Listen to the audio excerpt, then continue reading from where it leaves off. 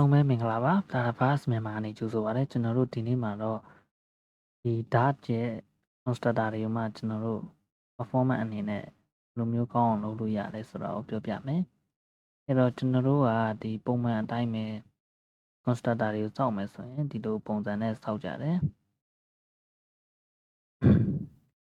ဒီပုံစံတက်ကျွန်တော်တို့ဒီလိုမျိုးပုံစံနဲ့လာပြီးတော့စောင့်ကြတာများတယ်အဲ့တော့ကျွန်တော်ဒီနေရာမှာပြောချင်တာကျွန်တော်တို့ကဒီ property တွေကိုဒီဘက်ကနေ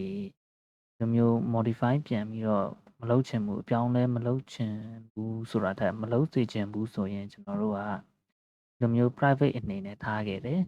အဲ့တော့ဒီလိုမျိုး private အနေနဲ့ထားခဲ့တယ်ဆိုရင်ဒီဘက်ကနေလာပြီးတော့ယူသုံးလို့မရတော့ဘူးဒါပေမဲ့လို့အဲ့ဒီလို private အနေနဲ့ထားခဲ့တဲ့ဟာတွေကျွန်တော်တို့က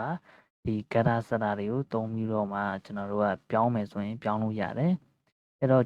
ဒီကိုကဒီလိုမျိုး getter setter တွေသုံးပြီးတော့လည်းမပြောင်းချင်ဘူး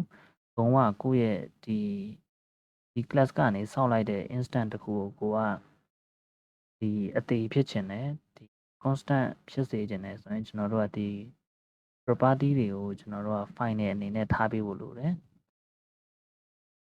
ဒီ private ဥစ္စာလေးတွေဖြုတ်လိုက်မယ် private ကိုဖြုတ်ပြီးတော့ဒီမှာ file နဲ့ဆိုပြီးတော့ထားလိုက်မယ်ဒါလေးတစ်ချက် comment ပိတ်လိုက်မယ်အဲ့တော့ကျွန်တော်တို့ကဒီအခုလိုမျိုးကျွန်တော်တို့ရဲ့ class ကို class ရဲ့ဒီ property ကို file နဲ့အနေနဲ့ထားလိုက်ပြီဆိုရင်ကျွန်တော်တို့ကဒီ class ကိုတွားပြီးတော့ invoke လုပ်ပြီဆိုရင်ဒီလိုမျိုးကြီးညာလိုက်ပြီဆိုရင်ကျွန်တော်တို့ရဲ့ဒီအထက် property တွေကိုခုလိုမျိုးလာပြီးတော့ချိန်လို့ရမှာမဟုတ်တော့ဘူးဘာဖြစ်လို့ချိန်လို့မရတော့တာလဲဆိုတော့သူ့ရဲ့ဒီ variable က final ဖြစ်သွားလို့ပါဒီ final ကကြတော့ဘယ်လိုလုပ်လို့လဲဆိုတော့ရှေ့မှာပြောခဲ့တယ်လို့ပဲဒီကောင်က value ကိုတစ်ခါပဲဒီ assign ခန့်လို့ရမယ် value တစ်ခါ assign ခန့်ပြီးသွားပြီဆိုတော့ဒီ value ကိုပြန်ပြီးတော့ပြောင်းလို့ပြင်လို့မရတော့ဘူးအဲ့လိုပုံစံမျိုးနဲ့ကျွန်တော်တို့ကဒီကျွန်တော်တို့ရဲ့ property တွေကို private အနေနဲ့ထားလိုက်တာမျိုးမဟုတ်ဘဲနဲ့ဒီလိုမျိုး file နဲ့အနေနဲ့လာပြီးသုံးလိုက်လို့ရတယ်အဲ့တော့ဒီလို file နဲ့အနေနဲ့သုံးလိုက်မယ်ဆိုရင်ကျွန်တော်တို့ကဒီမဲ့ဒီသူ့ရဲ့ instant တစ်ခုကျွန်တော်တို့တိစောက်လိုက်ပြီတိစောက်ပြီးတော့မှသူ့ရဲ့ instant ကိုနောက်က ID တွေပါတွေလာချိန်မယ်ဆိုရင်ချိန်လို့မရတော့ဘူးဘာလို့ချိန်လို့မရလဲဆိုတော့ဒီကောင် because it is final တဲ့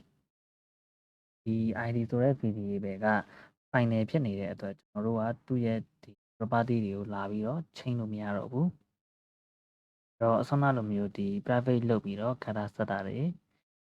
မလုပ်ချင်ဘူးဒီကြတော့ဒီကျွန်တော်တို့ရဲ့ဒီ instant ကိုတစ်ခါတိစောက်ပြီးတာနဲ့ပြန်ပြီးတော့သူ့ရဲ့ property တွေကိုပြောင်းလဲမဖြစ်စေချင်ဘူးဆိုရင်ကျွန်တော်တို့ကဒီ property တွေကို file နဲ့အနေနဲ့လာပြီးတော့ကြီးညာခဲ့လိုက်လို့ရတယ်အဲ့တော့ဒီလိုမျိုး file နဲ့အနေနဲ့လာပြီးတော့ကြီးညာခဲ့လိုက်ရင်ဒါတွေကောင်းကျိုးဖြစ်သွားလဲဆိုတော့ကျွန်တော်တို့ရဲ့ဒီ constructor ကြီးက constant အနေနဲ့ကြီးညာလို့ရသွားတယ်ဟုတ်ပြီဒီလိုမျိုး constant အနေနဲ့ကြီးညာလို့ရသွားပြီဆိုရင်ဘာတွေကောင်းလာလဲဆိုတော့ကျွန်တော်တို့ကဒီကျွန်တော်တို့ရဲ့ class ကိုလာခဏလာပြီးတော့ခုလိုမျိုး invoke လုပ်ပြီးသုံးနေလေဒီကောင်ကသူ့ရဲ့ value တွေကထပ်ပြီးတော့ချိန်ပြောင်းလဲမဖြစ်တော့တာဖြစ်တဲ့အတွက်ဒီကောင်ကဘယ်လိုပြောရမလဲ constant ဖြစ်သွားပြီလို့ပြောလို့ရတယ်ဒီ constant ဖြစ်သွားပြီဆိုတော့ဒီ Dart ကသူ့ရဲ့သူဘလောက်ပဲဒီလိုမျိုး instant တွေလာပြီးဘလောက်ပဲအများကြီး create လုပ်ဒီ Dart အနေနဲ့ကြတော့ဘယ်လိုမြင်လဲဆိုတော့သူက single instant အနေနဲ့သူကမြင်သွားတယ်အဲ့တော့ဘာတွေကောင်းကျိုးဖြစ်သွားလဲဆိုတော့ကျွန်တော်တို့ဒီ performance အနေနဲ့အများကြီးပို့ပြီးတော့ကောင်းသွားတယ်အဲ့တော့ကျွန်တော်တို့ဒီနောက်ပိုင်း Flutter သင်ခန်းစာတွေရောက်ရင်လည်းကျွန်တော်တို့ကဒီ widget တွေကိုတနိုင်တလောက် constant အနေနဲ့ဖြစ်အောင်သုံးပေးရမယ်အဲ့လိုမျိုးသုံးနိုင်တယ်ဆိုရင်ကျွန်တော်တို့ရဲ့ application ကပို့ပြီးတော့ performance ကောင်းလာမှာဖြစ်ပါတယ်ဒါတော့ဒီ constant ရဲ့ကောင်းကျိုးလေးပါအဲ့တော့အားလုံးပဲနားလည်လိမ့်မယ်လို့ထင်ပါတယ်ကျေးဇူးအများကြီးတင်ပါတယ်